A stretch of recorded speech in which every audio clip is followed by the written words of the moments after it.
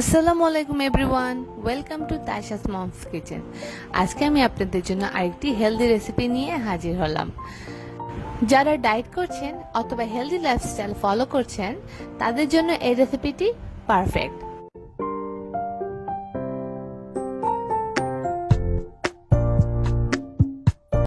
সালাদের জন্য আমি নিয়েছি লেটুস পাতা, 3টা কালারের ক্যাপসিকাম নিয়েছি, ব্ল্যাক অলিভ, শসা, টমেটো আর লেবু। প্রথমে আমি সালাদ ড্রেসিংটা তৈরি করব। প্রথমে নিব এক্সট্রা ভার্জিন অলিভ অয়েল। আমি এখানে 2 টেবিল চামচ এক্সট্রা ভার্জিন অলিভ অয়েল নিয়েছি। তারপর 1 চামচ নিয়ে নিলাম সয়া সস, আর নিচ্ছি 3 টেবিল চামচ পরিমাণ মধু। এরপর একে একে সব মশলাগুলি আমি এখানে দিয়ে দিব। প্রথমে দিয়ে দিলাম লবণ, এখানে আমি পিঙ্ক সল্ট ব্যবহার করেছি। তারপরে দিয়ে দিলাম কালো গোলমরিচ,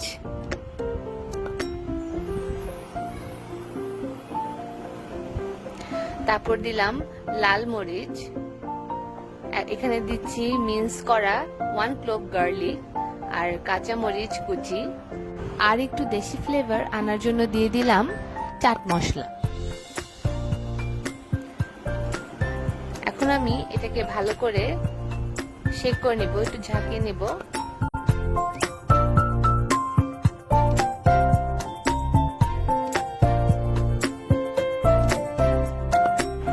এখন একটি বলে সব ভেজিটেবল গুলো নিয়ে নিচ্ছি।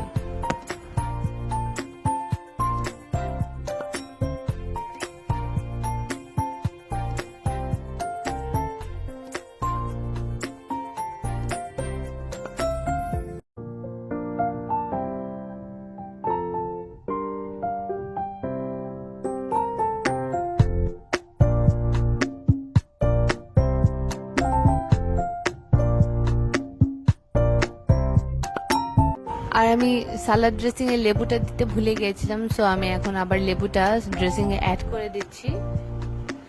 এখন লেবুটা অ্যাড করার পর ভালো করে একটু ঝাঁকিয়ে নেব।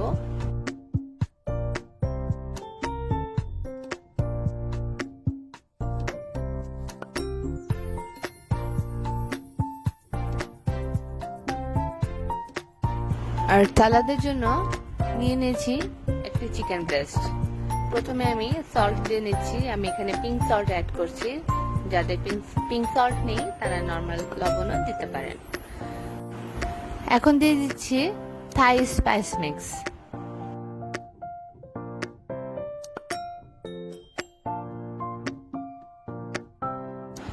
এখন দিচ্ছি 1 চিমটি থাইম। মশলাগুলো ভালো করে মাখিয়ে নেব যেন দুপাশেই সমানভাবে মশলাগুলো ঠিক মতো যায়। আমি এটাকে ম্যারিনেশনের জন্য রাখবো না, আমি এখনই সাথে সাথে এটি তেলে ভেজে ফেলবো।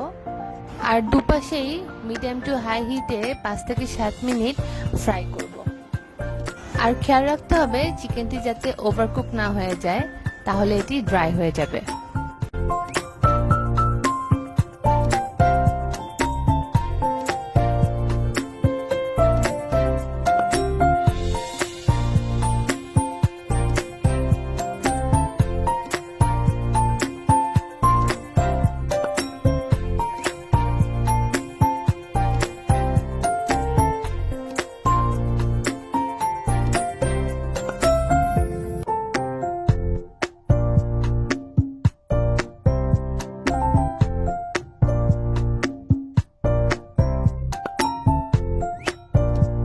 এখন সবকিছু একসাথে মিলিয়ে নিচ্ছি।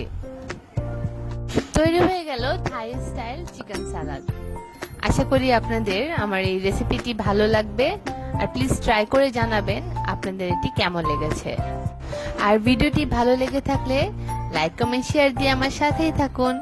Please subscribe my channel and পাশের বেল বাটনটি ক্লিক করতে ভুলবেন না পরবর্তী রেসিপির জন্য। আল্লাহ হাফেজ।